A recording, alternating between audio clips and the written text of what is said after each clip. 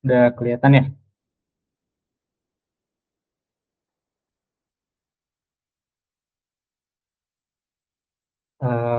Jadi mungkin aku jelasin dulu sedikit tentang arsitekturnya dulu mungkin ya teman-teman. Jadi untuk hari ini kita coba implementasi menggunakan aplikasi sederhana aja. Sebenarnya di sini kita bakal pakai Angular sebagai web app-nya. Terus nanti kita bakal punya dua Spring Boot aplikasi. Jadi di sini mereka bakal berkomunikasi satu sama lain. Em, dan kita bakal punya backing service nih yang kemarin juga sempat dibahas ya. Ada object storage dan ada database. Di sini kita pakai PostgreSQL. Dan untuk object storage-nya ini sebenarnya kalau misalkan teman-teman punya Nutanix Object itu bisa dipakai, ataupun kalau biar lebih sederhana ya, teman-teman bisa provision Minio pakai Docker. Kalau misalkan punya VM kosong gitu, VM yang bisa public access, bisa provision aja pakai apa? Pakai Docker. Terus nanti kita bakal akses atau integrasi ke aplikasi kita, gitu ya. Oke.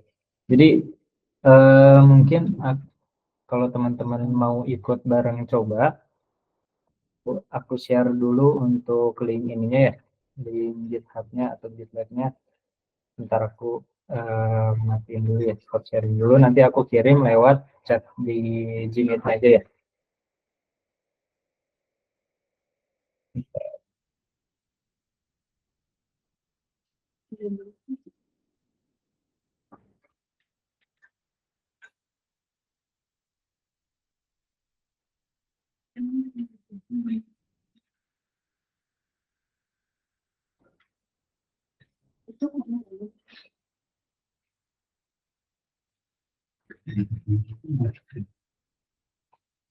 Oke. Kalau misalkan teman-teman mau ikut barengan hands-on gitu, teman-teman bisa clone aja.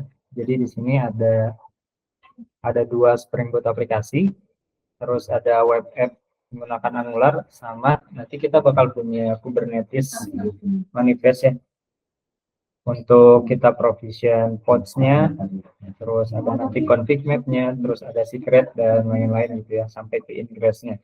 Jadi teman-teman bisa download aja atau bisa clone aja di GitLab yang ada di chat. Tapi kalau mau ikut bareng-bareng, teman-teman harus punya environment untuk build aplikasinya ya. Di sini untuk Java-nya sendiri pakai Java 8 atau 11 boleh. Uh, Terus perlu Maven juga, Maven, Java, dan untuk Angularnya teman-teman butuh npm package manager.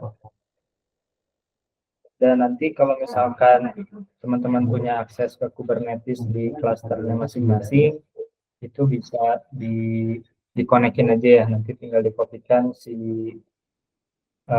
kube config-nya, nanti baru akses ke klasternya kayak gitu.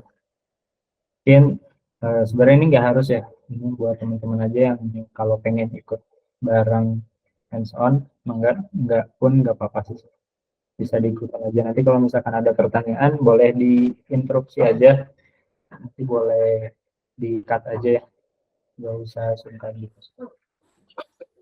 Oke. Pertama kita bakal bahas dulu ini sebenarnya tentang aplikasi apa gitu ya.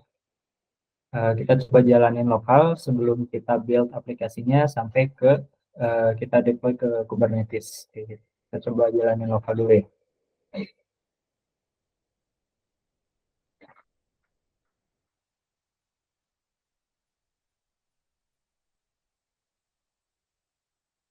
Oke, yang pertama di sini kita buka dulu aplikasi Spring Boot nya.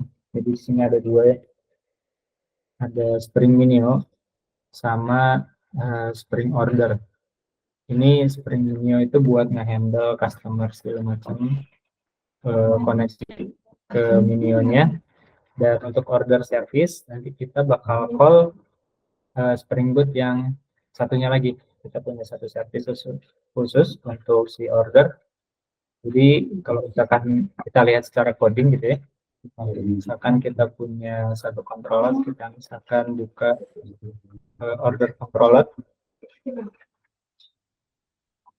itu nanti misalkan kita pengen tahu list order dari customer tertentu gitu ya, kita bisa lihat di sini. Nanti kita bakal bikin HTTP request di sini. Kita tentukan URI-nya, terus kita call menggunakan REST template di sini. Kalau misalkan ya mungkin di setiap framework mungkin ada caranya masing-masing ya. Cuman kalau di sini di Spring Boot itu ada yang namanya REST template untuk nge-call service yang lain gitu ya. Di sini kalau misalkan kita lihat, di sini ada URL-nya, ada TP metode-nya, datanya, terus ada bentuk kelasnya seperti apa. Nah, nanti bakal nge-return respon ini ya. Bakal nge-get ke service yang ada di ini.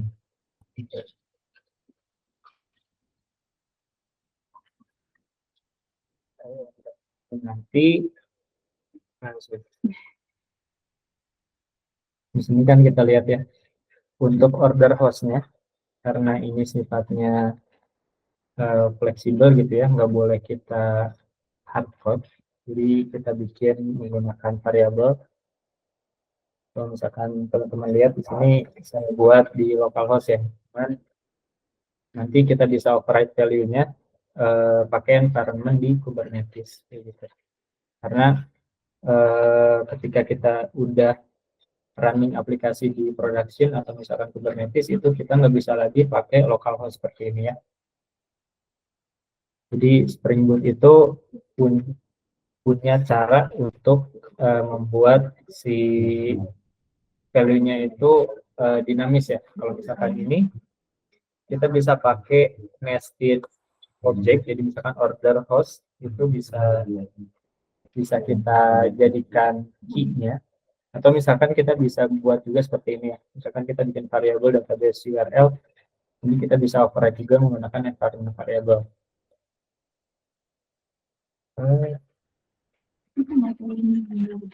Kita coba buka.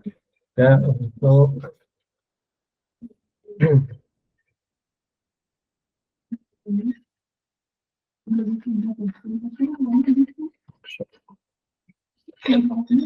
kalau misalkan nanti teman-teman lihat di Kubernetes manifestnya gitu ya, di Spring Minion, di sini kan kita harus mendefinisikan di mana host atau URL dari Spring Order yang tadi ya. Nah, di sini kita atau di Kubernetes itu punya INT yang bisa kita override. Jadi dari Spring data source URL segala macam. Yang tadi contoh itu adalah order host nih ya. Kita bisa override dengan value ini nih. Nama order host ini diambil dari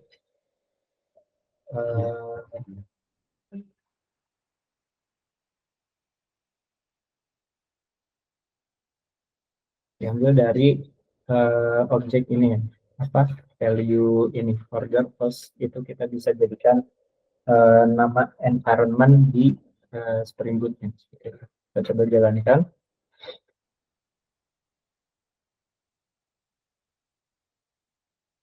Oh, ini pakai Java 11 ternyata ya. Tapi ini masih pakai Spring Boot 2, belum Spring Boot 3. Ini udah running order aplikasinya. Terus yang ini kita coba running juga.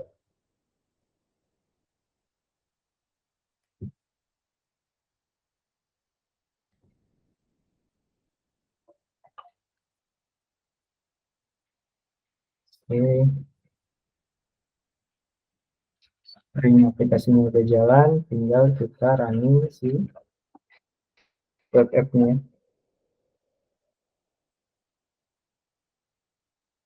Kalau misalkan teman-teman mau running, tinggal pakai npm start.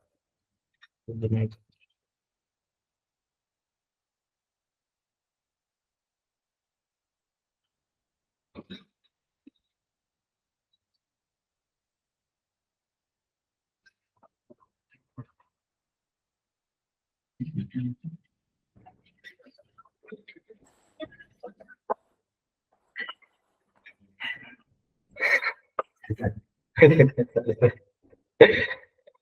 Oke, udah running ya ini. Kalau misalkan kita lihat dia jalan di port 4200 levels, kita sudah buka.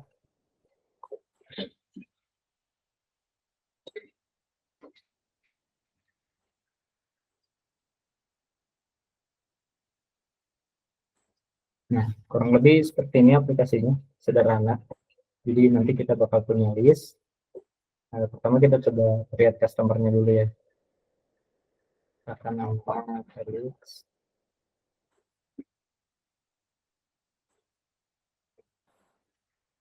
Sebelum masuk ke sini kita coba akses dulu Minio-nya ya. Minio dan database. Jadi kalau untuk database sebenarnya saya udah nyiapin satu database. Ini ada di sebenarnya di sebuah VM gitu ya. Saya bikin VM tapi yang bisa saya akses secara publik gitu. Cuma ini pakai VPN, nanti teman-teman bisa create masing-masing. Nggak perlu dibuat dulu skemanya. Jadi kalau misalkan di sini teman-teman lihat di sini ada table flyway ya, flyway skema history. Nah ini fungsinya. Jadi kalau misalkan dilihat di Springboard aplikasi, di sini kita punya database migration inisialnya. Jadi walaupun kita nggak punya table, nanti bakal di-create secara otomatis ketika aplikasinya running kayak gitu. Jadi kalau misalkan ngelihat dari sintaksnya gitu ya, sini kalau misalkan not exist dia bakal create table, tapi kalau misalkan udah ada dia bakal pakai yang udah ada aja kayak gitu. Oke, kita coba akses menunya juga. Nah, ini teman-teman kalau misalkan mau coba running pakai Docker, ini teman-teman bisa tinggal masuk aja ke dokumentasi Minio-nya. Terus di sini ada cara provisionnya, mau di Kubernetes, di Linux, atau OS, Windows, atau di Docker. Ini yang paling simple, bisa teman-teman pakai Docker aja.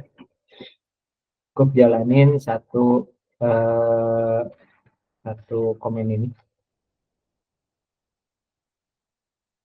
atau di sini create datanya dulu sebagai volume boleh, terus bikin Docker kontainernya pakai komen ini kayak gitu, tinggal di copy aja. Nah kebenaran saya udah bikin sebelumnya, jadi saya akses.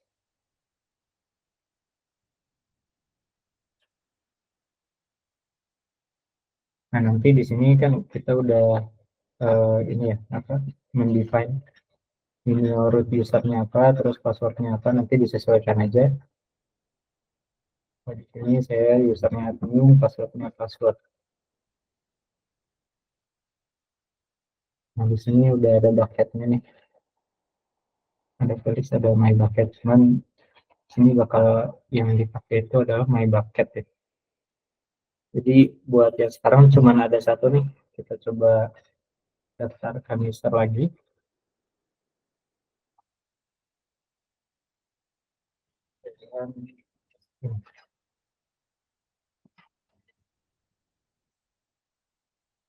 Nah ini foto ini yang bakal kita save atau kita simpan di mini object storage-nya.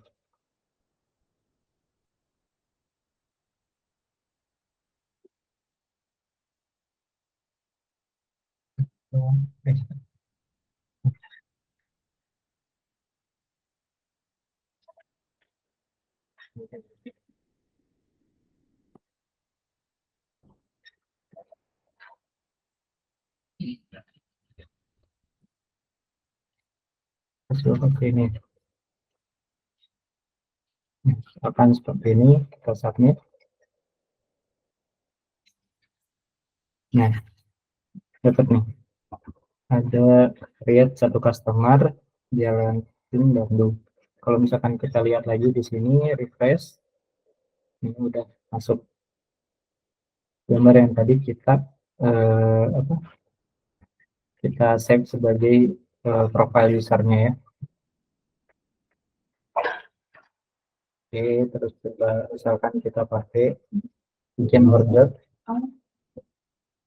produk misalkan makanan quantity 100 ya. Nah di sini kita punya satu list order kayak gitu ya. Kalau misalkan kita lihat data di database-nya,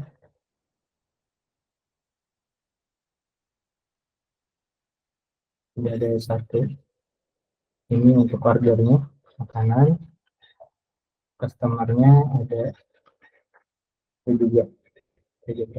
Nanti di sini bakal nyimpen URL dari image-nya dan data-data lainnya gitu ya.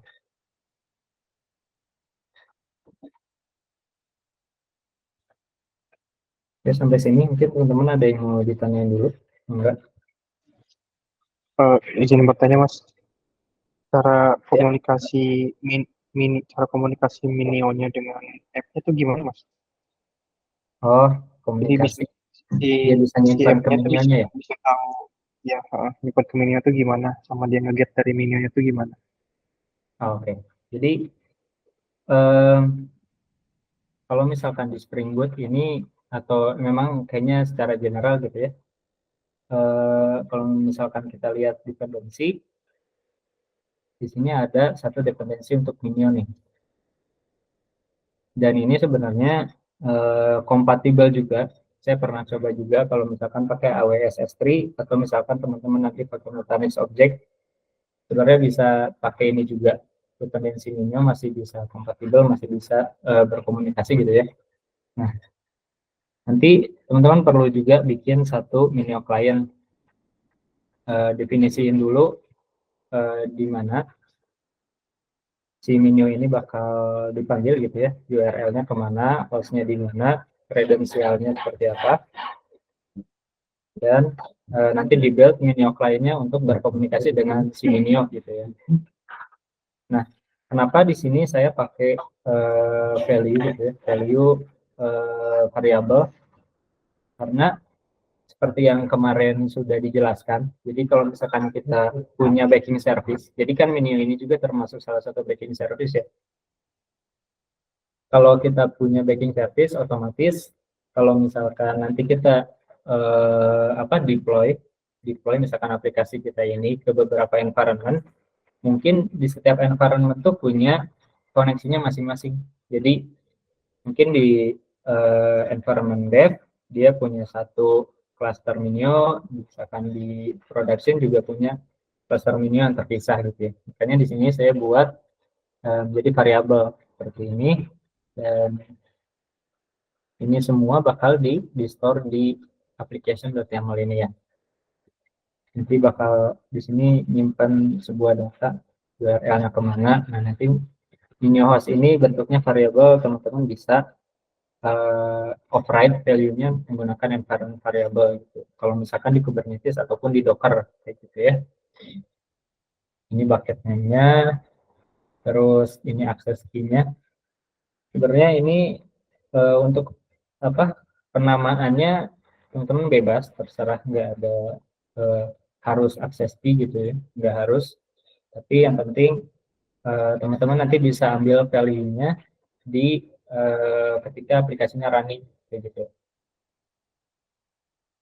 Sampai sini gimana Mas? Coba kalau misalkan kita lihat di sini ya, sebentar. Untuk save-nya. Jadi kalau ini udah masuk ke ranahnya coding mungkin developer ya. Jadi nanti teman-teman perlu cari gimana caranya, dan Minio-nya sendiri udah menyediakan function-functionnya ya, misalkan save file gitu. Nanti kalau di sini saya ngecek dulu kalau bucketnya eksis, pakai, kalau misalkan enggak di create dulu bucketnya misalkan. Terus Minio client make bucket kalau misalkan dia ada. Terus di put objeknya nih dimasukin bucketnya apa, objeknya apa, terus tinggal panggil Minio client yang tadi kita bikin dalam bentuk bin gitu ya. Ini tinggal di auto wire aja kalau misalkan teman-teman udah bikin. Terus put object, jadi put object itu salah satu function SDK ya. Jadi si Minio ini punya SDK sendiri. kita tinggal pakai code object, terus kita masukin objek yang tadi udah kita build, baru sebenarnya nanti si ini itu apa, misalkan ketika kita nge-put, kita kalau di sini lebih apa, kita nge-create URL-nya sendiri gitu. Jadi ada kita bisa nge-create URL di setiap URL.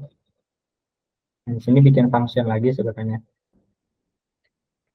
Resign URL, nanti tinggal kasih tahu file name-nya apa, bucket name-nya apa, nanti bakal kita punya URL-nya nih. Nah, URL-nya karena mungkin si apa picture ini, image ini URL-nya bakal dipanggil di setiap list, makanya nanti saya store nih image URL-nya di database. Jadi setiap kali ada list itu kita bisa panggil si image URL-nya kayak gitu.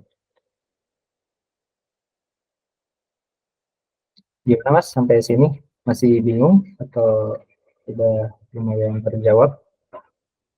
Sudah, Mas. Oke, terima kasih. Dari teman-teman yang lain mungkin?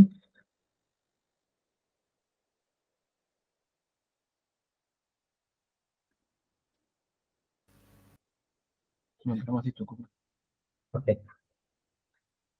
Oke, jadi mungkin itu gambaran secara lokal ya. Jadi sekarang step selanjutnya adalah kita coba build aplikasi ini biar dia bisa running di atas Kubernetes.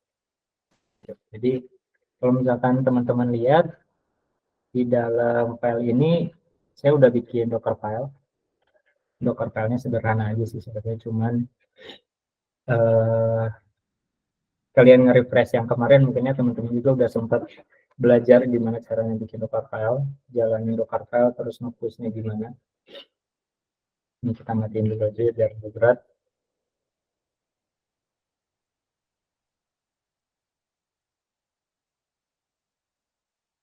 Tapi mohon maaf untuk sekarang, jadi sebenarnya saya udah build image-nya, udah saya push juga ke Docker Hub gitu ya, karena takutnya ini karena saya running banyak aplikasi, takutnya nggak kuat laptopnya buat jalanin Docker desktop. Jadi nanti saya bakal list aja ininya, komen-komennya. Nanti teman-teman kalau mau coba boleh tinggal ikutin aja. Nah, ini kan kita udah punya Docker filenya ya. Kalau misalkan kita lihat, jadi di sini biasanya Docker file itu punya base image-nya. Jadi karena kita ini ngejalanin aplikasi Java, kita butuh environment si JDK-nya ya, untuk ngejalanin si jar-nya ketika udah di-build. Jadi di sini saya pakai OpenJDK versi 11, pakai version yang Alpine aja untuk agar si image-nya nggak terlalu besar. Terus args ini sebenarnya variabel. Di sini kita bikin variabel, saya namain jar file. Terus saya targetin ke si ininya ya. Jadi ketika kita nge-build, jadi teman-teman kalau misalkan mau nge-build, ini bisa pakai command ini, npm clean package. Tinggal running aja. Dia bakal nge-pull dependensinya.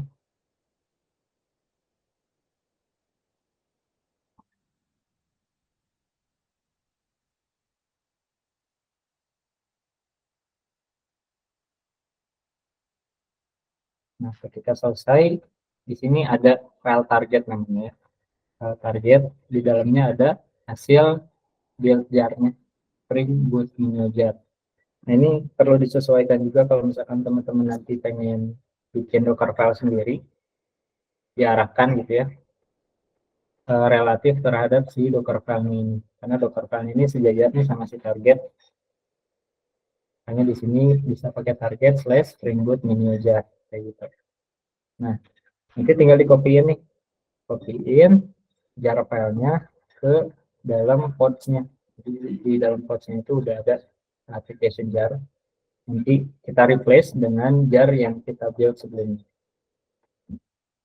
Setelah itu tinggal kita jalanin pakai komen Java standar, Java min jar, terus aplikasinya atau jarnya gitu ya.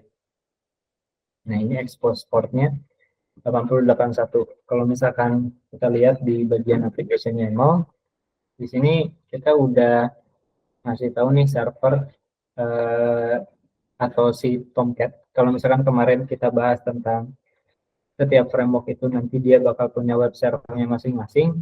Nah, di sini ini si Tomcat-nya bakal jalan atau menjalankan si jar ini di port berapa kayak gitu ya. 8081, makanya di sini kita coba expose untuk portnya yang 8 expose port 8081 kayak gitu. Nanti kalau misalkan teman-teman udah tinggal pakai komen docker build intake. Kalau misalkan saya itu eh, ini kita case-nya nge-push ke public registry ya. Kita pakai Docker Hub gitu ya. Di sini kan pasti ada nama nama apa? Nama ID dari Docker Hub kita, registry kita, terus nama image-nya mau apa nih? Misalkan kalau yang sekarang itu mungkin dulu.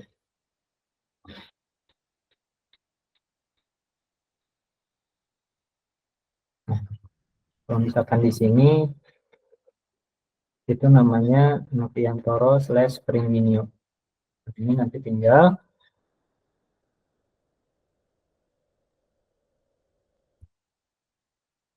Springminio.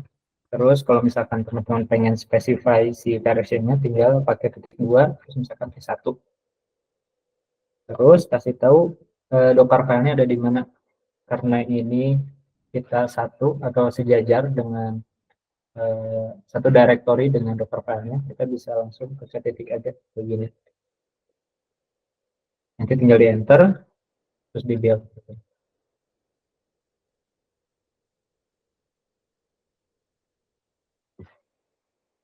Setelah di build,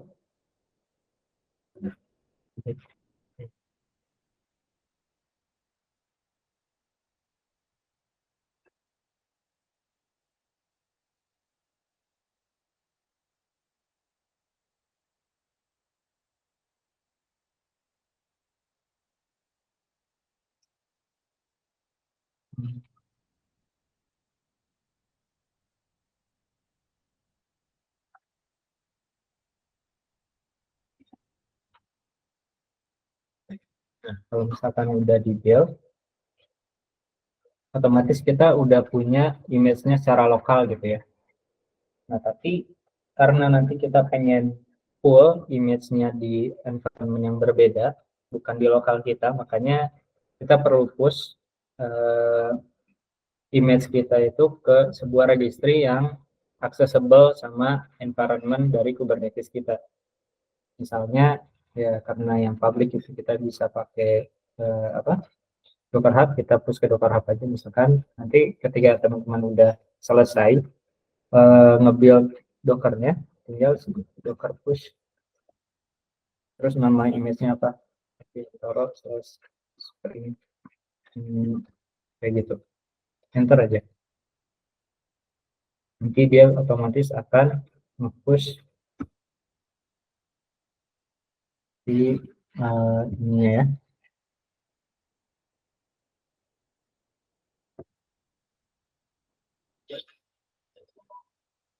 Nah, udah cukup segitu aja. Itu juga dilakuin di semuanya ya. Di ini kan baru Spring Minio, terus kita juga bikin di Spring Order-nya.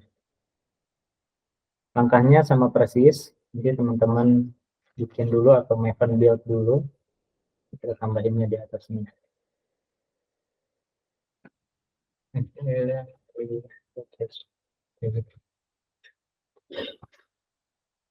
Oke, kalau misalkan udah, mungkin sampai sini teman-teman ada yang mau ditanyain dulu? Enggak.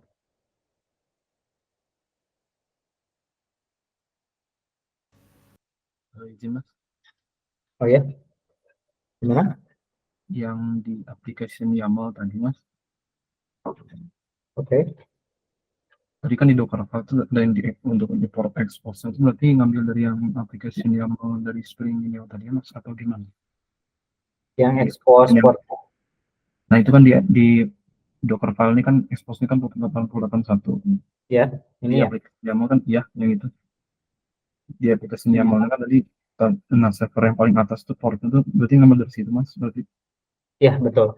Oh, oke. Jadi sebenarnya ngasih tahu aja sih. Jadi eh, ngasih tahu si dokernya bahwa nanti 881-nya itu yang bakal bisa diakses. Kayak gitu. Ini sesuai sama di mana port ini bakal jalan. Nah, kalau misalkan Spring Boot, misalkan kita nggak spesifikin nih di portnya, dia otomatis jalannya di 8080 kayak gitu. Dan ini eh, tergantung juga ya, teman-teman nanti pakainya framework apa, nanti bisa disesuaikan juga cara expose portnya seperti apa. Tapi kalau di Dockerfile, cara expose-nya seperti itu tadi ya. Nanti kita expose di portnya sesuaikan di aplikasinya jalan di port berapa kayak gitu. Terima kasih mas. Ya, sama-sama.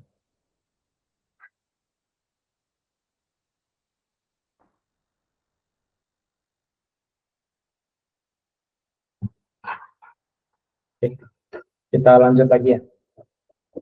Ini kan baru di service Spring-nya aja. Nah, kita perlu build juga nih si aplikasi web app-nya. Ini kalau misal, salah. Nah, di sini.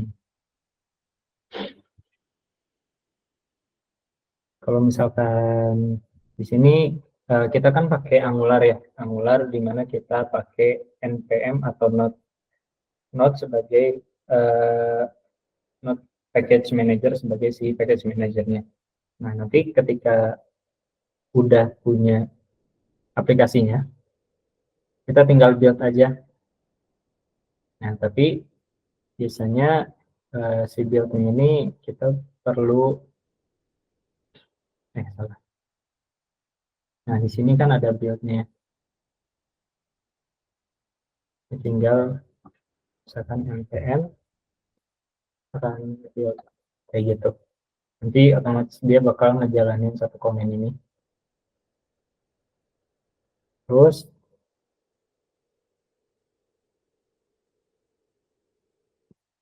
terus di sini kita juga bakal punya Dockerfile. Nah, kalau Dockerfile dari si Angular ini saya bikin sederhananya kayak gini ya. Jadi biasanya kalau untuk deploy atau kita package web app aplikasi itu biasanya pakai Nginx ya. Pakai Nginx. Di sini kita specify dulu. Di sini kayak tadi ya harus ini buat bikin variabel. Ini Nginx version yang lain. Nanti kita panggil di sini from Nginx. Jadi base image-nya itu Nginx dari Nginx. Terus ini kita spesifikin kita set environment variable application port di 80 karena biasanya Nginx kalau misalkan teman-teman kemarin belajar mungkin sempat belajar juga Docker itu kan Nginx itu bisa kita akses di port 80 ya. Nah, kalau misalkan secara pet itu 80 sebagai default kalau misalkan kita nggak specify si apa si portnya mau di berapa kayak gitu. Terus kita buat si ininya work, work directory itu jadi kayak eh, posisi kita ketika mau melakukan copy segala macam itu eh, relatif terhadap pet yang ini kayak gitu. Work directory. Kalau label cuma sebagai label doang. Terus di sini ketika teman-teman melakukan komen yang tadi ya, npm run build,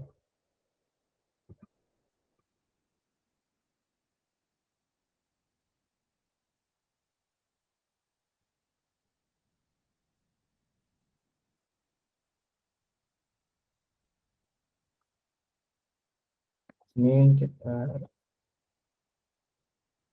build dulu Angularnya, terus nanti bakal ada file disk nih. Kita coba aja ya. Saya nggak tahu nih, soalnya biasanya node-nya udah berubah-ubah. Saya lupa ini, nggak tahu udah sesuai atau belum. Kita coba aja.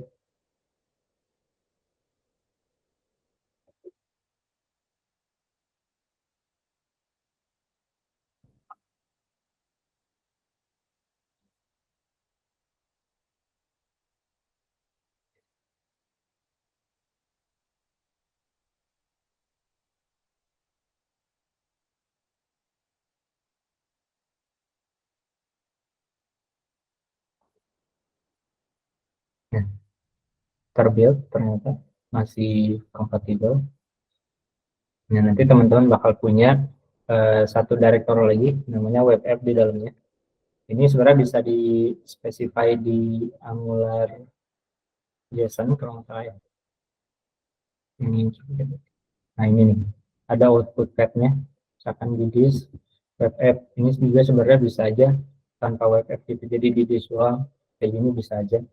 Atau misalkan pengen teman-teman ubah namanya, itu fleksibel sih, teman-teman bisa ubah namanya sesuai keinginan gitu ya. Nah, nanti di komen sini kita punya, karena kita udah punya apa, static filenya kita bisa copyin ke Nginx root documentation-nya. Jadi di var www.html kayak gini. Di copyin, terus di sini punya Nginx config. Nginx config-nya ada di sini. Ini sederhana aja. Cuman seperti ini. Ngasih tahu location root-nya di mana, terus listen ke port berapa kayak gitu. Terus nanti biasanya kan ada indeksnya ya. Nanti bakal baca indeks ini untuk routing segala macam kayak gitu.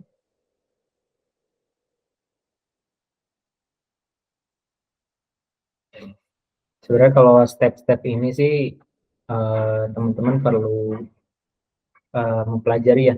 Di setiap framework biasanya punya caranya masing-masing, tapi kurang lebih biasanya untuk web application itu kurang lebih kalau misalkan mau di-serve pakai Nginx, stepnya kurang lebih seperti ini sih.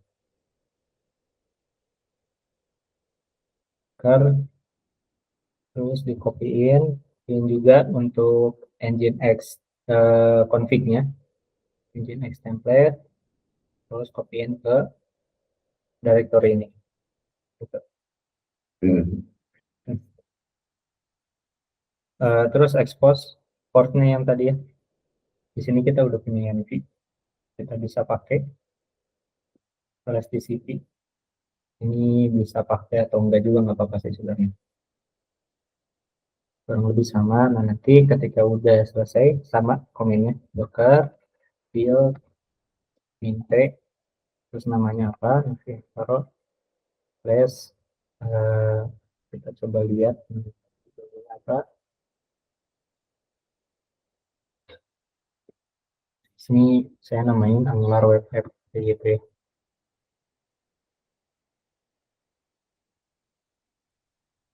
Jadi seperti ini, nanti tinggal di enter, specify juga docker filenya ada di mana kayak gitu. Ini karena satu directory, satu level, kita bisa langsung titik aja kayak gitu.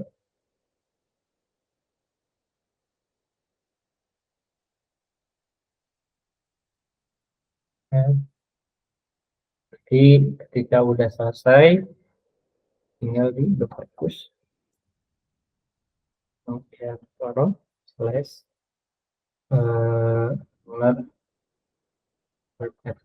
kayak gitu ya.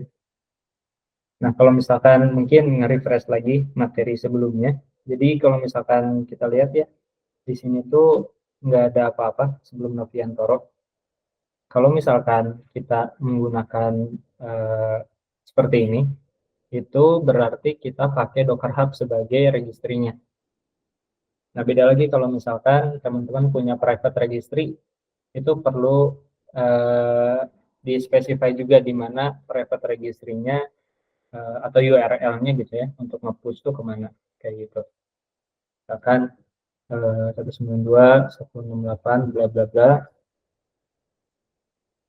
slash baru nama image-nya kayak gitu. Tapi karena di sini kita pakai Docker Hub, kita cukup melakukan seperti ini saja. Oke.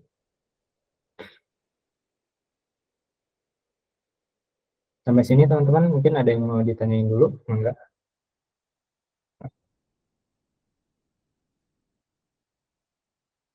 Kurang lebih sama sih, ini step-stepnya masih proses build Docker-nya aja, image-nya.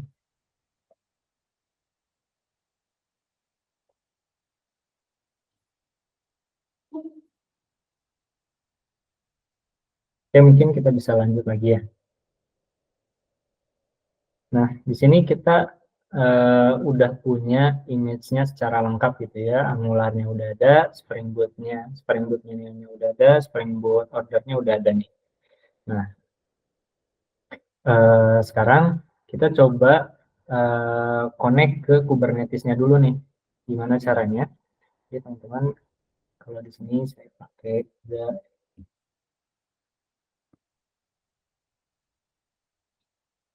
ada cluster Nutanix.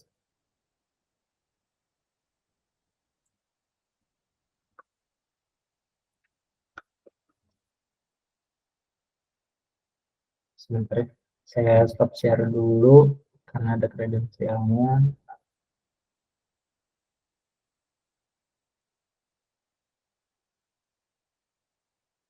Stop share dulu. Bentar.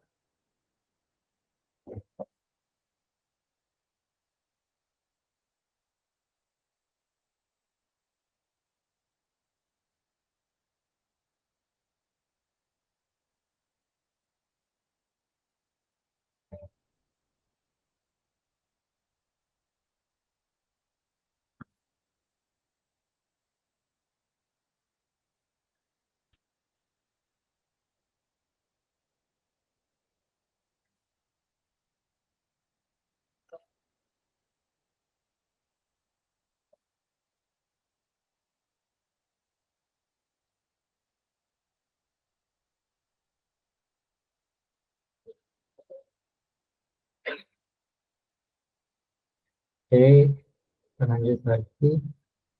Nah, nanti teman-teman bisa lihat dashboardnya kan seperti ini ya. Untuk Nutanix, kita masuk ke Kubernetes. Nanti pilih klasternya yang mana bebas. Tinggal download aja kubeconfig-nya.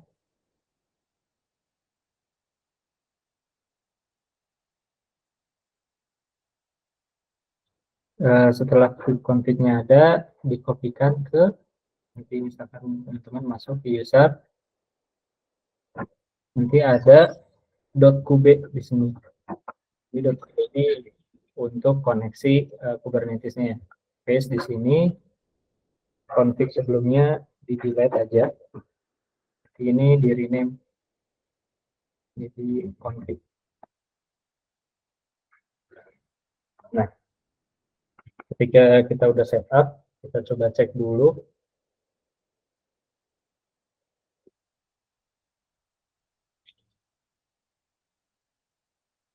kubectl ya.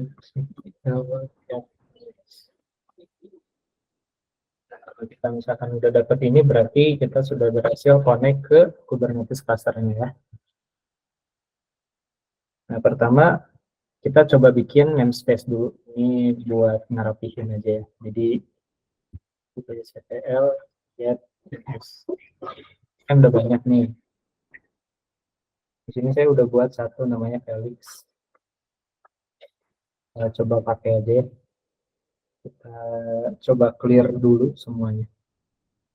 kubectl get all min n. Ini kita pengen tahu apa aja yang udah running di namespace-nya si Felix ini. Nah, di sini sebenarnya aku udah running semuanya, udah jalan juga.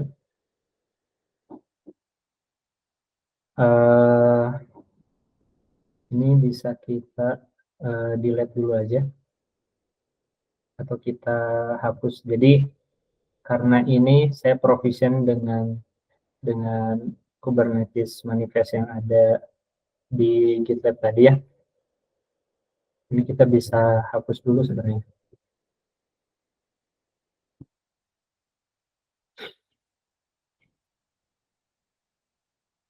Kita coba delete dulu aja ya. Kubernetes. Kalau misalkan kita mau meng-apply atau kita udah punya script nih misalkan, kita pengen deploy, itu kita bisa pakai command ini kubectl apply minf. Minf itu kita merujuk ke file, terus nama filenya apa, terus namespace-nya di mana. Nah, di sini kita mau remove nih, kita mau hapus dulu. Ini kita bisa minf, di sini pakai delete. Gitu ya. Nah, ini udah di delete, kita delete lagi yang lain.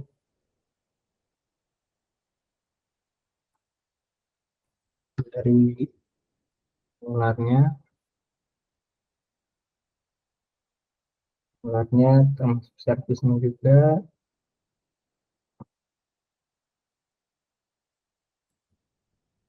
Spring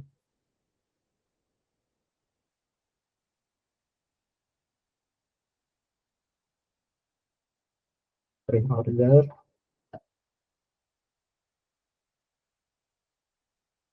Terus di sini saya punya config map, punya secret juga.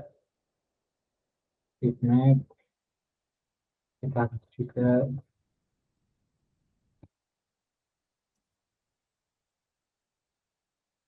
terus ini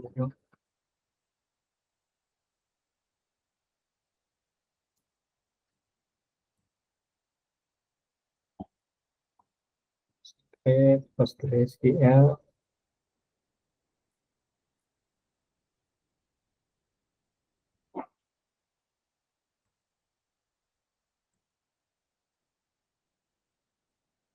Nah, udah oke sana kita get lagi kubectl get all ini udah ya, udah nggak ada apa-apanya, udah clear. Nah, sekarang kita coba lihat dari awal. Jadi kita coba bahas dulu sedikit. Di sini kita coba mulai dari config map-nya dulu ya biasanya, karena ini mengandung data, biasanya data yang bakal dipanggil ketika kita mau bikin deployment untuk Spring Boot ataupun Angular. Di config map ini biasanya nyimpen data-data untuk menyesuaikan ya. Karena tadi di Spring Boot-nya kita bikin dinamis, kita bikin variabel, nah biasanya variabel-variabel itu dimasukin lewat config map namanya. Nah, cara bikinnya seperti ini, API version V1, ini teman-teman bisa sesuaikan aja sebenarnya sama, ini nggak bisa asal sih sebenarnya, tapi teman-teman perlu lihat juga di dokumentasi Kubernetes-nya, disesuaikan dengan version Kubernetes, terus kainnya config map, terus ada namanya nih, nama config map-nya apa, terus data yang mau disimpan apa, misalkan Minio URL, ini nyimpen kemana sih integrasi yang mau dipakai untuk koneksi ke si Minio-nya, kayak gitu. Nah, pertama kita apply dulu si ininya, kubectl apply minf minio config map. Salah. Kita specify juga si ininya ya, namespace-nya. Oke, terus nah biasanya untuk koneksi Minio itu kan kita butuh namanya username sama password ya, ada access key-nya, ada kredensial. Nah, biasanya untuk hal-hal seperti itu kita bikin yang namanya secret, ada kain kain dari Kubernetes juga yang namanya secret. Kurang lebih sama cara bikinnya, namanya kainnya secret, metadata, terus nama secretnya apa, tipenya apa. sama si datanya nih. Ada access key, ini access key itu username-nya sama password-nya. Kalau misalkan kita lihat di Spring Boot aplikasi yang tadi, ini kan sebenarnya untuk username password-nya eh, kita username-nya admin, password-nya password. Nah, tapi kenapa di sini beda gitu ya? Nah, jadi untuk si secret ini sebenarnya dia udah punya default untuk nyimpen data di dalam secret itu bentuknya harus udah dalam encode base 64. Jadi kalau misalkan ini bisa pakai generator aja sih. Tinggal masuk ke cari converter yang online, misalkan base 4 converter gitu ya. Jadi teman-teman tinggal encode aja. Kan admin, ini kita encode. Nah ini kan dapat nih. Di hasil encode-nya teman-teman bisa pakai untuk dimasukin ke dalam sini. Ini kan udah sama tuh. Karena dia bentuknya encode, jadi dia dua arah bolak-balik dan nggak akan pernah berubah. Ini lebih simpel juga. Sama untuk yang secretnya juga dilakukan hal yang sama. Terus kita apply dulu.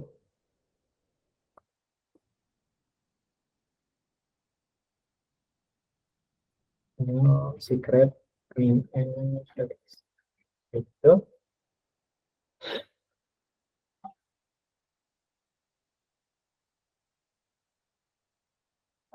Selanjutnya kita punya Postgre config map dan secretnya juga.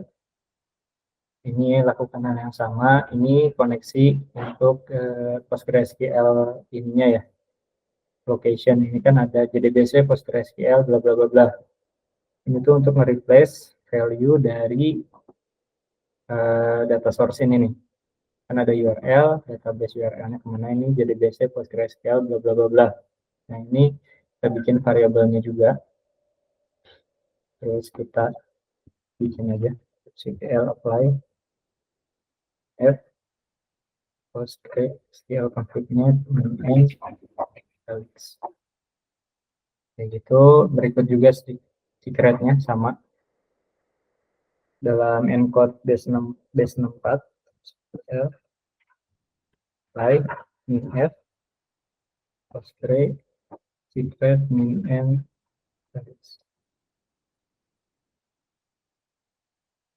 Oh ya, kalau misalkan teman-teman di awal perlu bikin namespace itu tinggal gini aja, kubectl create namespace. Terus nama namespace-nya apa? Misalkan Felix, tinggal di create aja kayak gitu.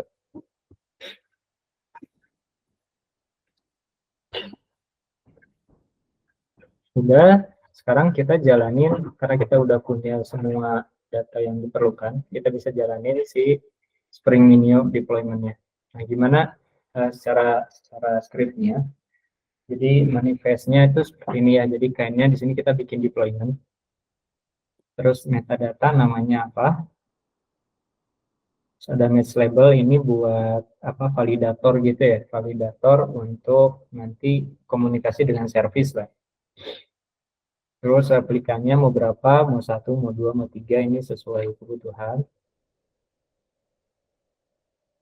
Terus di sini ada kontainer nih, kontainer namanya apa? Spring Minio. Terus image-nya, base-nya dari mana? Misalkan yang tadi udah kita push, itu Noviantoro/Spring Minio gitu ya. Terus kontainer portnya ada di port berapa, ini expose-nya tadi di 8081.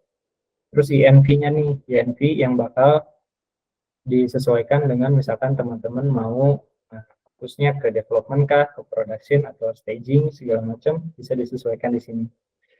Jadi value-nya ini bisa ngambil dari config map, bisa ngambil dari secret gitu ya, atau misalkan mau langsung value aja itu bisa kayak gini. Ini yang pertama untuk data source-nya. Tadi kita kan udah bikin ya config map-nya bisa dari sini. Terus tadi kita udah ngasih nama untuk config map-nya apa. Terus key-nya apa? Kan kalau misalkan di config map itu ada namanya, nih, PostgreSQL config map misalkan. Terus di sini ada data, ini sebagai key-nya, kita mau ngambil value yang mana nih, misalkan Postgre URL. Itu kita tinggal panggil key-nya Postgres URL kayak gini. Ya. Yang lain disesuaikan juga. Nah, dari mana dapat value ini? Sebenarnya value ini tuh kita bisa dapetin dari yang tadi ya. Antara nested yang ini misalkan Spring, data source, terus URL, itu kita bisa pakai sebenarnya. Spring, data source, URL, ini tuh bisa sebagai env juga. Ataupun mau bikin kayak gini nih. Dibikin environment variable kayak gini. Itu bisa juga. Jadi nama ini nggak bisa sembarangan, jadi teman-teman perlu tahu harus override value apa. Gitu. Ini Spring masih Postgres. Terus ini minio-nya, minio URL. Ini untuk Spring minio URL. Ini Spring minio URL kayak gitu ya. Karena ini nested pakai yang mobile. Dan yang lainnya ya. Terus ada order host. Nah, di sini kalau misalkan kita lihat, kan order host ini kalau misalkan di aplikasi tinggal gini doang ya, HTTP localhost 8082. Nah, tapi karena ketika kita udah running aplikasi kita dalam pod, itu setiap pod itu punya environment-nya masing-masing, punya localhost-nya masing-masing. Jadi nggak bisa pakai localhost gitu ya. Nah, gimana caranya nge-replace localhost ini ke service yang pengen kita tuju gitu. Nah, caranya, jadi ketika kita bikin pods atau deployment, itu biasanya kan kita bikin juga service-nya ya buat komunikasi antar pods atau untuk mengekspos podnya gitu ya. Nah, di sini ada yang namanya service. Di sini saya bikin dalam satu file, jadi deployment terus service-nya. Terus kita namain aja Spring Minio Service misalkan. Terus selektornya, nah selektor ini yang tadi kita, ini ya ada match label. Ini perlu disamain juga template-nya. Ngarah ke ports yang mana, terus portnya kemana nih portnya, punya TCP, portnya mau diekspos kemana. Nah, ini targetnya untuk kontainer tuh ada di port berapa. Ini kalau misalkan teman-teman kemarin belajar apa Docker, itu kan ada port sama expose port ya. Nah, ini juga sama. Jadi ada portnya. Ini buat diekspos keluar, terus membaca expose port ke dalamnya berapa kayak gitu. Ini cuman biar lebih dibikin simpel gitu ya. Ini bisa disamain aja biar nggak bingung. Kayak gitu. Nah, pertama kita coba apply dulu untuk si Spring Order-nya. Ini kurang lebih sama persis. Kita apply dulu. Ini sekali apply itu bikin dua ya, ada deployment-nya, ada service-nya. Ini tinggal view ctl apply f Spring order deployment nama and Felix. Nah, ini udah tercreate. Kalau kita pengen ngecek nih, ini portnya jalan atau enggak ya? Kita bisa docker kubectl get port min and Felix. Nah, ini udah running nih, statusnya ready. Kalau misalkan kita pengen lihat lognya, ini kita bisa copyin aja namanya. Terus kubectl logs kubectl logs port, terus nama ini salah portnya nggak usah. kubectl logs ini aja. Min n di specify juga namespace-nya, karena kalau misalkan enggak dia otomatis ngambil namespace default kayak gitu ya. Nah, ini kalau misalkan kita lihat udah nih started di 8082 udah jalan. Sekarang kita jalani juga yang Spring Minionnya. Ini kubectl Spring Minion deployment. Sudah tercreate. Kita cek lagi kubectl get port min and helix. Nah, ini udah ada Spring Minion, ada Spring Order, dua-duanya udah running, udah ready. Sekarang kita jalanin untuk si Angular Web App-nya. Angular Web App sama persis. Ini bakal simple. Ini port yang di expose, ini port di dalamnya. Ini untuk service nih. Kita bisa langsung aja kubectl apply Angular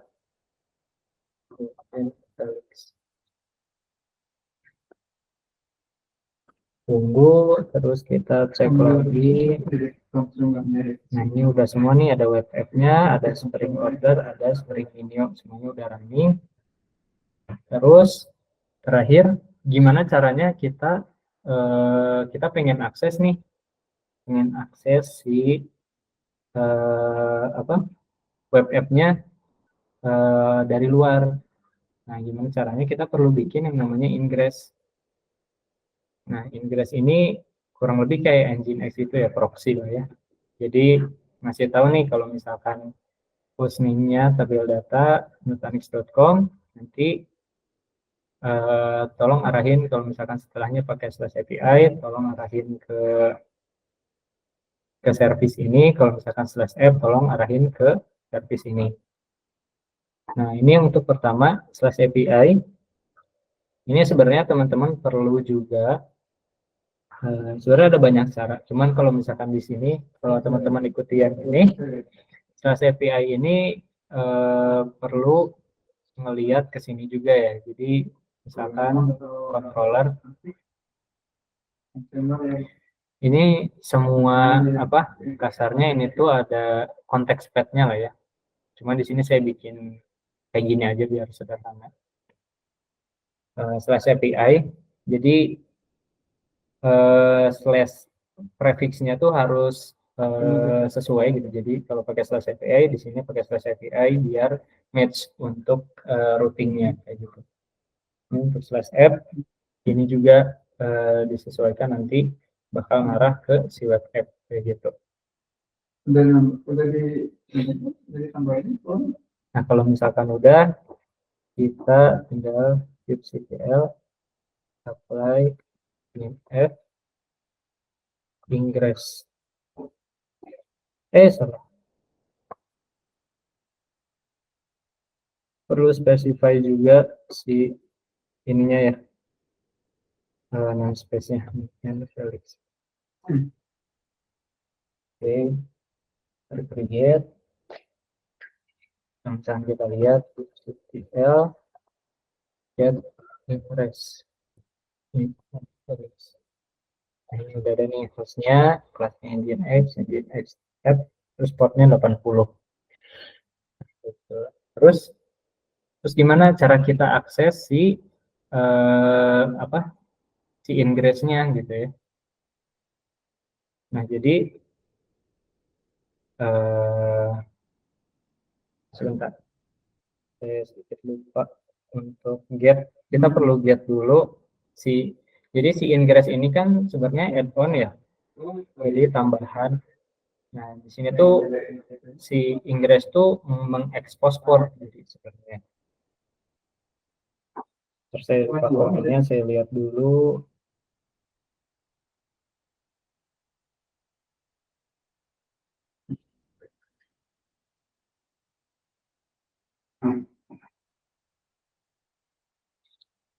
Kalau misalnya kubectl get svc and ingress Nginx. Nah, ini kita udah punya nih ingress controller, tipenya load balancer. Nah, nanti kita bisa akses nih si external IP-nya. Tapi kita nggak bisa langsung nih, nggak bisa langsung ngetes pakai ini gitu ya. Misalkan 10, 2, 0, bla bla bla. Akan kita akses nih ya. Tapi nanti di source-nya kan ngeliatnya dia ngeliat di update Terus portnya 20. ini source-nya dia masuk Step. ke single tadi Otomatis nggak akan ketemu nih not found. Nah caranya gimana? Jadi karena si Nginx ini ngebaca domainnya gitu ya. Jadi kita harus setup domain untuk nanti si domain ini yang bakal di resolve sama si Nginx-nya. Sini kan kita pasang hostnya tabeldata.notaris.com ya.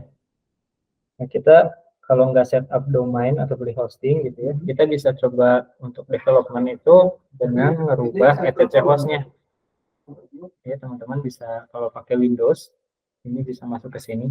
Jadi masuk ke Windows, sistem 32, drivers, etc. Nah di sini ada host nih. Terus kita coba buka pakai code. Nah di sini teman-teman bisa punya mappingan nih, mappingan domain IP to domain gitu ya. Di sini saya udah masukin nih, ada 10, 2, 0, 1, 0, 5, terus tabel data nutanix.com. Nah, nanti teman-teman sesuaikan juga untuk nama domainnya seperti apa. Nanti petakan dengan IP yang diekspos oleh si ingress ini, external IP-nya. Kayak gitu. Nah, nanti kalau misalkan kita coba, kita tes, coba jadi apa tadi namanya? Tabel data nutanix.com /app. Nah, ini ada nih, kita udah bisa akses cluster kita yang ada di cluster Nutanix gitu ya. Di Kubernetes-nya Nutanix. Ini kalau misalkan kita coba lagi, kita bikin satu lagi testing misalkan di jalan yang Nantapan ini Bandung harus ada bikin fotonya misalkan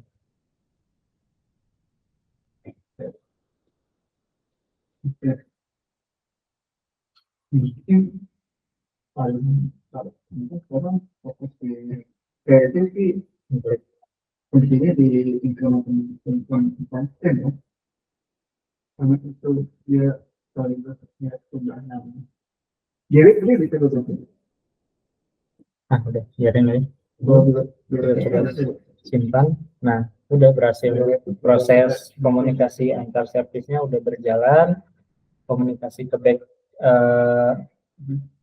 backing service-nya udah jalan, terus komunikasi ke database-nya juga udah jalan gitu. Mungkin sampai sini teman-teman, mangga ada yang mau ditanyain dulu?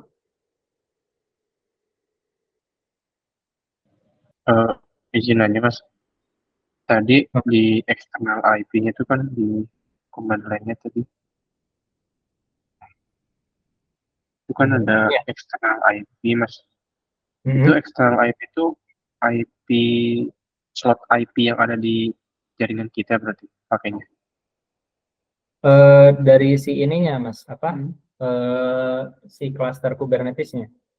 Jadi kan ada si ingress-nya nih, ingress-nya tuh bakal nge-expose port gitu. Nanti dia handle si load balancer IP-nya. Jadi dia langsung IP-nya ini sama kayak IP host-nya mas. Sebenarnya IP host ya, host ya, ini maksudnya IP host apa? Masternya gitu maksudnya mas, master Kubernetes-nya. Oh enggak sih, kalau ini tuh beda lagi. Jadi kalau misalkan sebentar ya, kita coba lihat.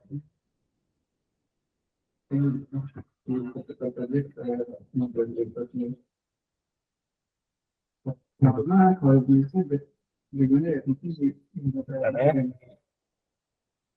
kan harus sekuensial vektorial itu istilahnya ya.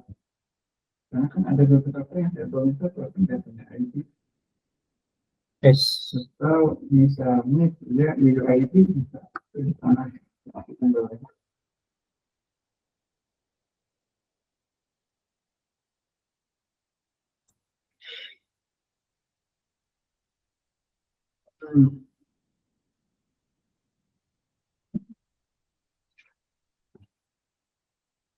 Tapi berkaitan spam itu kan dia baca jadi kalau misalkan untuk masternya sendiri kan dia jalannya di ini ya 145, sedangkan di IP apa expose IP dari si ingressnya ini di 105. Jadi sebenarnya bukan ngambil dari apa si master node-nya gitu ya.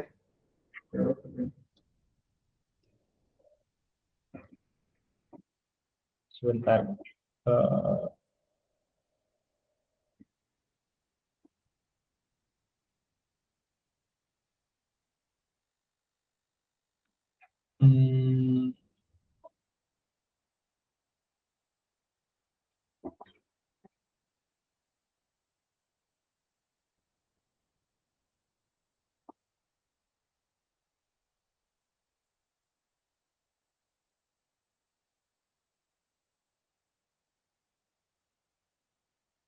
Kalau misalnya saya lupa lagi sebenarnya QBCL.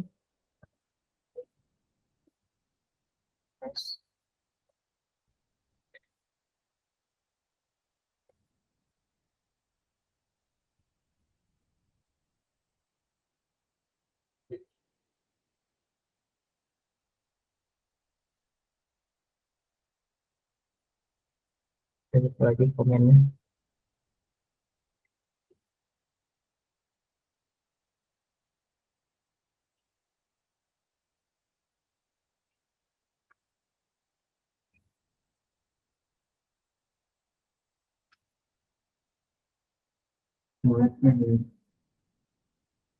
Jadi sebenarnya nanti tuh di specify juga sih Mas. Kita cuman ngasih tahu kalau ini tuh bentuknya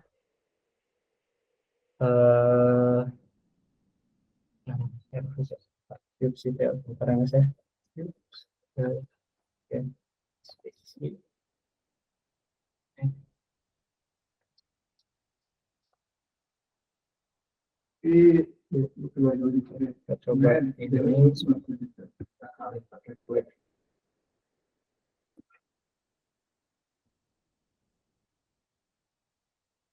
Oke,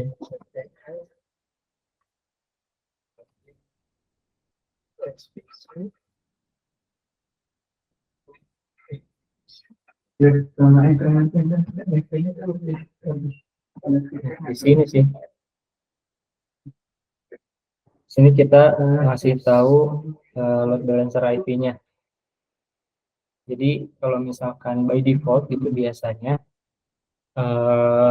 dia tipenya bukan load balancer, jadi kadang suka nggak keluar nih external IP-nya. Jadi kita perlu specify juga load balancer IP, terus IP-nya di mana. Kayak gitu sih, Mas. jadi Jadi kita definisi sendiri ya Mas? Iya betul. Jadi waktu awal juga, waktu kemarin saya provision, dia external IP-nya nggak muncul nih, ternyata perlu di specify juga si load balancer IP-nya. Oke, berarti apa tentuin alamat IP-nya tuh sesuai kosong yang kita punya yang ada di jaringan klien. Betul, betul, betul. Oke Mas. Oke. Nah,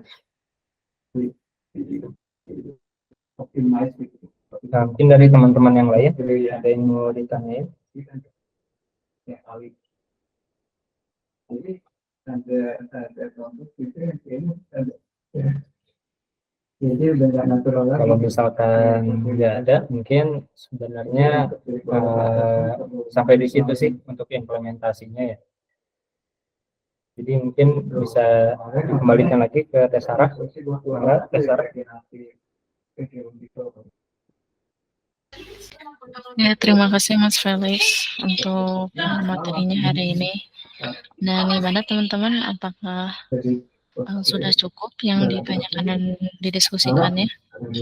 Soalnya setelah ini kita udah nggak ada part lagi gitu, sudah selesai rangkaian training DevOps-nya gitu. Jadi mungkin tidak hanya tentang kognitif ini, tapi juga yang sebelum-sebelumnya mungkin ada yang mau disampaikan dari teman-teman, dari Mas Afridan, Mas Saiful, atau Mas Dani, mungkin untuk apa ya namanya, sedikit review ya. Mungkin dari Mas Felix juga ada tahu sedikit, bisa nih kita sambil sharing dan diskusi sebelum kita closing keseluruhan gitu.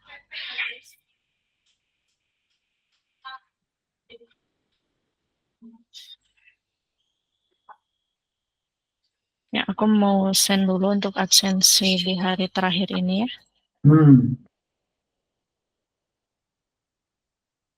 Oke, udah aku share. Untuk absensinya hari ini bisa langsung dibuka. Dan sebelum kita menutup rangkaian training DevOps ini, mungkin aku mau minta kesan dan pesan terakhir mungkin ya dari teman semua. Mungkin dari Mas Afridan ada yang mau disampaikan, mungkin dari tentang training ini gimana sih ngikutin dari awal sampai hari terakhir gini, ada yang mau disampaikan Mas? Oh ya Mbak, pertama-tama saya mau ucapin terima kasih kepada Tabel Data dan para pemateri serta Basarah yang telah memfasilitasi kami untuk belajar gitu. Kemudian kesan saya tentang training kali ini tuh sangat seru Mbak, banyak sekali. Kalau saya belajar sendiri, baca-baca sendiri gitu ya, banyak sekali kebingungan-kebingungan yang saya temui gitu. Dan alhamdulillah di sini banyak sekali terjawab gitu tentang kebingungan-kebingungan saya. Jadi saya ucapkan banyak-banyak terima kasih. Semoga Mas dan Mbak pemateri kali ini dapat terus berbagi ilmunya gitu Pak. Amin. Amin. Terima kasih Mas Afridan, dan makasih juga nih Mas Afridan udah ngikutin terus dari awal ya. Dan semoga selain sudah banyak yang terjawab ya, Mas Afridan bisa juga sekarang udah lebih ke arah mungkin ya, apa-apanya tentang DevOps sebagai bekal Mas Afridan untuk lebih mendalami DevOps ke depannya gitu. Amin. Oke. Selanjutnya dari Mas Saiful, ada yang mau disampaikan tentang training ini Mas dari awal hingga akhir ini? Iya Mbak, sebelumnya terima kasih juga untuk saya beserta materi belum masalah ada fasilitas ini khususnya kalau buat mungkin kalau beda juga kalau dari yang lain mungkin yang udah background networking gitu ya. Kalau saya sih bukan sih Mbak, terus terang bukan networking, jadi kalau melihat pengetahuan saya apalagi kalau DevOps itu kan lebih perlu juga untuk punya basic dari network gitu. Sementara saya memang basicnya dulu juga memang network itu, tapi memang dari pemaparan itu dari part 1 juga sampai akhir sama Mas Felix juga itu oke sih Mbak, maksudnya apalagi free ya gitu, memang jarang gitu kalau saya materi juga gitu, apalagi kalau free sih kayak gini gitu. Jadi alhamdulillah relate ya Mas Saiful, dan jadi lebih kebantu nih ya dengan training ini gitu. Buat yang di luar basic network bantu sih Mbak, kayak saya gitu. Ya, oke. Terima kasih sebelumnya Mbak Sarah, Mas Felix,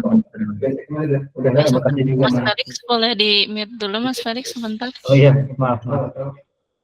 Ya, oke, makasih. Gimana Mas Saiful? Maaf. Iya. Oke sih Mbak, buat saya sih apalagi yang bukan nggak punya basic network ya, beda mungkin kalau yang punya basic network sih memang cepat paham gitu. Tapi memang kalau yang di luar bukan background networking gitu dari dulunya, kayak misalkan software gitu dulunya juga lebih ke app, tapi memang dapat sih, apalagi kan free gitu. Kalau dari kualitas materi sih memang jarang sih kalau yang free gini. Kalau saya lihatnya banyak yang berbayar sih, apalagi live session gitu kan, rutinan gitu agak jarang sih. Jadi ya makasih sih, makasih Iya. banyak buat data Mbak Sarah, Mas Felix, dan materi lainnya gitu.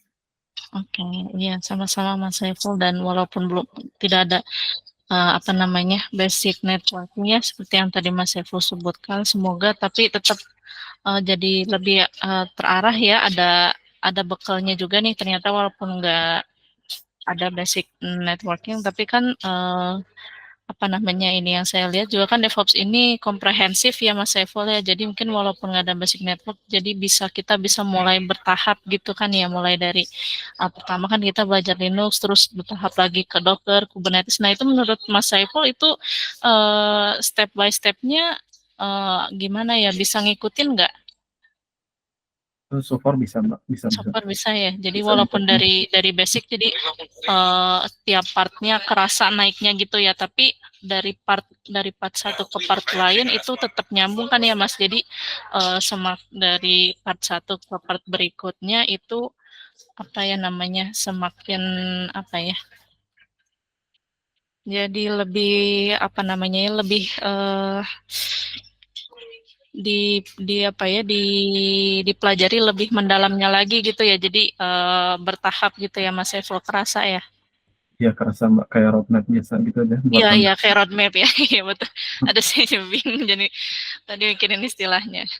Oke, semoga bermanfaat ya Mas Saiful, dan ya alhamdulillah ini pertama kalinya ya Tabel Data Informatika mengadakan training rangkaian series training seperti ini, dan alhamdulillahnya kita buka secara free gitu ya, dan semoga dengan yang batch pertama ini, dengan adanya testimoni yang baik juga ya dari Mas Apridan, Mas Saiful, dan juga Mas Dani, ya kita juga dari Tabel Data jadi semangat gitu buat mengadakan training-training yang lain dan berikutnya gitu. Jadi walaupun masih free dan mungkin sertifikasinya berbayar dan lain sebagainya, tapi yang terpenting itu adalah bagaimana kita dari Tabel Data itu bisa memberikan dan juga sharing ilmu yang bermanfaat gitu, apalagi perihal teknologi IT, terutama DevOps yang potensial akan semakin dipakai di masa depan gitu.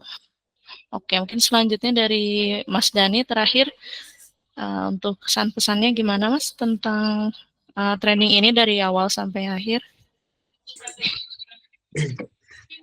Iya Mbak, kesan saya tentang materi, kesan-kesan semuanya ini sangat ya, menambah pengalaman banget, apalagi saya masih siswa SMK nih.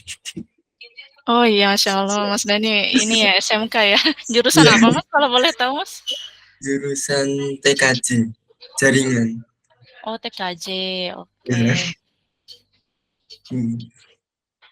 Ya, Kalau gitu sih. di SMK sendiri penerapan itunya pembelajarannya udah nyampe mana ya Mas? Apakah udah masuk juga ke DevOps atau gimana nih? Belum sih, tapi kayak lagi basic-basicnya aja. Oh baru basic-basic, udah mulai masuk tapi baru basic-basicnya aja gitu ya? Ya. Oh, oke, berarti kalau yang di training ini mungkin udah lebih advance gitu ya, udah lebih banyak lagi ya. Iya. Tapi gimana nih Mas Dani, nyampe hari ini bisa ngikutin nggak, atau mungkin ada yang masih perlu nanti saya harus ini lagi nih, harus rewatch lagi nih materinya gitu, Iya. harus dipraktekin lagi gitu. Praktek, lebih ke prakteknya lagi. Oke, untuk kedepannya sendiri, Mas Dani kelas berapa kalau boleh tahu nih di SMK-nya? Kelas 12. Kelas 12. Ini program yang 3 tahun apa yang 4 tahun? Yang 3 tahun. Oh 3 tahun, berarti udah mau lulus ya Mas ya? Ya udah. Iya. Ya, gimana nih Mas rencananya lulus mau lanjut kerja sebagai apa nih di IT-nya?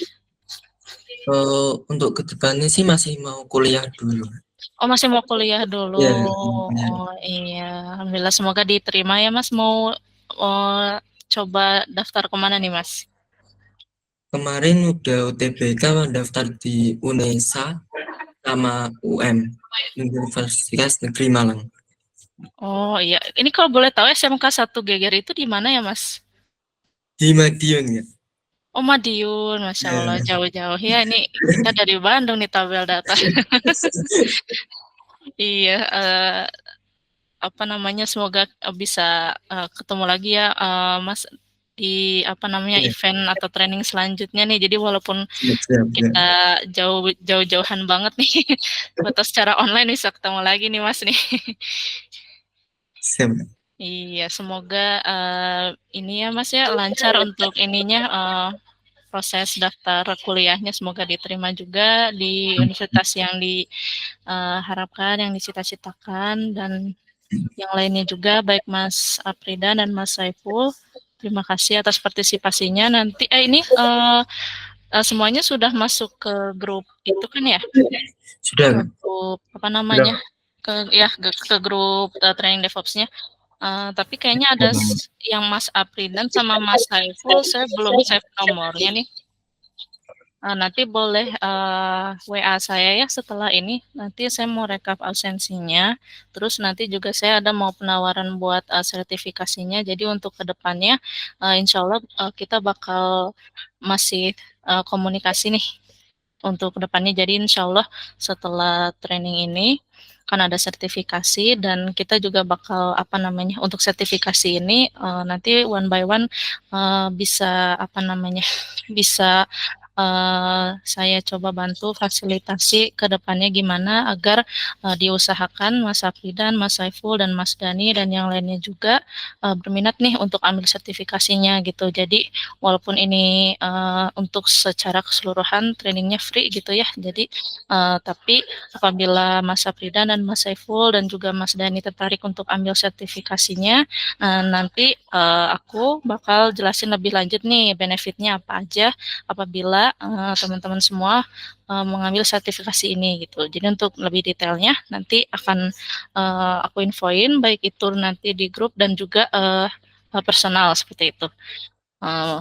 Oke, paling itu aja. Terima kasih sekali lagi untuk Mas Apridan, Mas Saiful, Mas Dani, dan juga Mas Felix juga untuk materi terakhir di training DevOps kali ini. Sehat selalu semuanya. Terima kasih. Assalamualaikum warahmatullahi wabarakatuh. Waalaikumsalam. Terima kasih, Kak. Terima kasih, Kak. Ya, terima kasih. Ya, sama-sama semuanya.